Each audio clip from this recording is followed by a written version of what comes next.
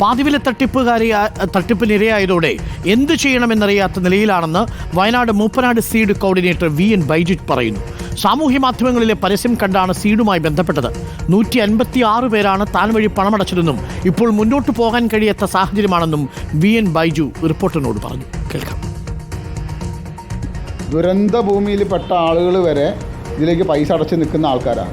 അപ്പോൾ അവർക്ക് ഇത് കിട്ടാനുള്ള സംവിധാനം, റീഫണ്ടെങ്കിലും കിട്ടാനുള്ള സംവിധാനങ്ങൾ ഈ പറഞ്ഞ പോലെ പ്രൊഫഷൻ ഇന്നോവേഷൻ എന്ന് പറഞ്ഞ അക്കൗണ്ടിലേക്കാണ് എല്ലാവരും അവരവരെ അക്കൗണ്ടിൽ നിന്ന് ഇട്ടിട്ട് പിന്നെ നമ്മളടുത്തേക്ക് കൊണ്ടുവന്ന് ഇത് ഡാറ്റ എൻട്രി ഒന്ന് ചെയ്ത് തരുമോ എന്ന് വേണ്ടി ചോദിക്കുന്നത്. നമ്മൾ വഞ്ചിക്കപ്പെടുകയാണ് ചെയ്തത്. ഞങ്ങൾ ജനങ്ങളുടെ ഇടയിൽ നിൽക്കാൻ പറ്റാത്തൊരവസ്ഥ, അവരെ മുഖത്ത് നോക്കാൻ പറ്റാത്ത, ഏകദേശം 30 വർഷമായിട്ട് സാമൂഹ്യ പ്രവർത്തനം ചെയ്യുന്ന ആളാണ് ഞാൻ.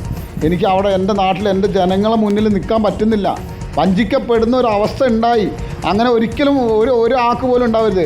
ക്യാൻസർ പേഷ്യൻറ്റ്, അതുപോലെ കിഡ്നി മാറ്റി വെക്കേണ്ട ആൾക്കാർ, അവരൊക്കെ അത്ര കഷ്ടപ്പെട്ട് അധ്വാനിച്ചുണ്ടാക്കിയ മുതലാണ് ഇതേപോലെ രീതിയിൽ ആവുന്നതെന്ന് പറഞ്ഞാൽ ഒരു വിധത്തിലും അംഗീകരിക്കാൻ പറ്റില്ല. ഞങ്ങളെ ഫെസിലിറ്റേഷൻ ചാർജ്, ആ ചിലവായ ചാർജുകൾ മുഴുവൻ അവർക്ക് ഞങ്ങൾ വിതരണം ചെയ്യും, 1 രൂപ പോലും എടുക്കാതെ. അതേ എനിക്ക് ചെയ്യാൻ പറ്റുന്ന കാര്യമുള്ളൂ. അത് ജനങ്ങൾക്ക് വേണ്ടി ഞാൻ ചെയ്തു കൊടുക്കും.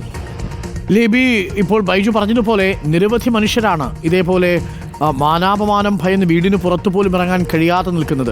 അവർ ചെറിയ ഫെസിലിറ്റേഷൻ ചാർജ് എടുത്തവരുണ്ട്, എടുക്കാത്തവരുണ്ട്. ആ പൈസ തിരിച്ചു കൊടുക്കാമെന്ന് അവർ പറയുന്നു, അല്ലേ?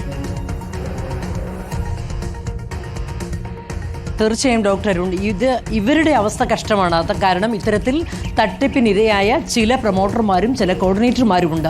അവർക്ക് നാട്ടിൽ നിൽക്കാൻ പറ്റാത്ത സാഹചര്യമാണ്. ഈ തട്ടിപ്പിൻ്റെ ലിസ്റ്റിലേക്ക് അവരുടെ പേര് കൂടി ചേർത്ത് വായിക്കുകയാണ് ഇപ്പോൾ ഈ പണം നൽകിയവർ. അതിൻ്റെ ഒരു മാനസിക ബുദ്ധിമുട്ടിലാണ് ഇന്നലെ ഈ ബൈജു അനന്തകൃഷ്ണൻ്റെ ഫ്ലാറ്റ് അന്വേഷിച്ചാണ് എറണാകുളത്ത് വരുന്നത്. അതായത് ഇപ്പോൾ ദീപക് വയനാട്ടിൽ നിന്ന് പറഞ്ഞ വാർത്തയുടെ തുടർച്ച തന്നെയാണിത്. ഇദ്ദേഹം ഇവിടെ അന്വേഷിച്ച് വരുന്നത് അനന്തകൃഷ്ണൻ്റെ ഫ്ലാറ്റ് കാണണം. ഫ്ലാറ്റിലെത്തി അനന്തകൃഷ്ണന്റെ ബന്ധുക്കളോട് ആരോടെങ്കിലും സംസാരിച്ച് ഇതിനൊരു തീർപ്പുണ്ടാക്കണമെന്ന് വിചാരിച്ചിട്ടാണ് പലതവണ പോലീസിൽ പരാതി നൽകി കഴിഞ്ഞു ഇവിടെ വരുന്നത്. അങ്ങനെയാണ് നമ്മുടെ ഓഫീസ് അന്വേഷിച്ച് വരുന്നത്. ഇയാൾ പറയുന്നതനുസരിച്ച് 156 പേർ ഇയാളടക്കമുള്ള 3 കോർഡിനേറ്റർമാർ ഇവരെ വിശ്വസിച്ച് പണം നൽകിയിരിക്കുന്നു. ഈ 156 പേരും 60,000 രൂപ വെച്ച് HDFC ബാങ്കിൻ്റെ നെയ്യാട്ടുമുക്കിലെ ശാഖയിലേക്ക് ഇട്ട് കഴിഞ്ഞു പൈസ.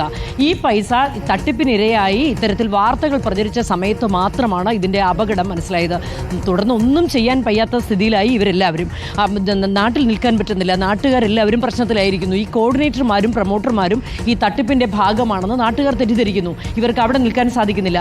ഇത്തരത്തിൽ 156 പേരിൽ നിന്ന് 60,000 രൂപ വെച്ച 1,20,000 രൂപയുടെ സ്കൂട്ടർ പകുതി വിലയ്ക്ക് നൽകുന്നു എന്ന് പറഞ്ഞപ്പോൾ 156 പേർ പണം അടച്ചു കഴിഞ്ഞു. ഇവർക്ക് പണം തിരിച്ച് നൽകാൻ മാർഗമില്ല. അതുമാത്രമല്ല, ഇതിന് മുമ്പ് അനന്തകൃഷ്ണൻ വിശ്വസിപ്പിച്ചത് എങ്ങനെയാണെന്ന് വെച്ചാൽ ആദ്യം പഠനോപകരണങ്ങൾ വിതരണം ചെയ്യുന്നു. ഇത് കൃത്യമായി വിതരണം ചെയ്തു. 38ഓളം പേർക്ക് കൊടുക്കുന്നു. 3,000 രൂപയുടെ പഠനോപകരണങ്ങൾ 1,500 രൂപയ്ക്ക് കൊടുക്കുന്നു. തൊട്ടടുത്ത ഗ്രഹോപകരണങ്ങൾ അതും പാതി വിലയ്ക്ക് വളരെ കൃത്യമായി 35ഓളം പേർക്ക് കൊടുക്കുന്നു. തുടർന്ന് അങ്ങോട്ട് വയനാട് ജില്ലയിലെ പല ഭാഗങ്ങളിൽ നിന്നായി മറ്റു സാധനങ്ങൾ, വേസ്റ്റ് ബിൻ അടക്കമുള്ള സാധനങ്ങൾ വിതരണം ചെയ്യുന്നു.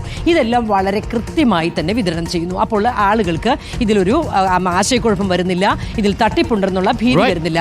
തുടർന്ന് വലിയ വലിയ സാധനങ്ങളിലേക്ക് കയറുന്നു. അങ്ങനെ ലാപ്ടോപ്പിലേക്ക് എത്തുന്നു. ലാപ്ടോപ്പും കൃത്യമായി വിതരണം ചെയ്യുന്നു.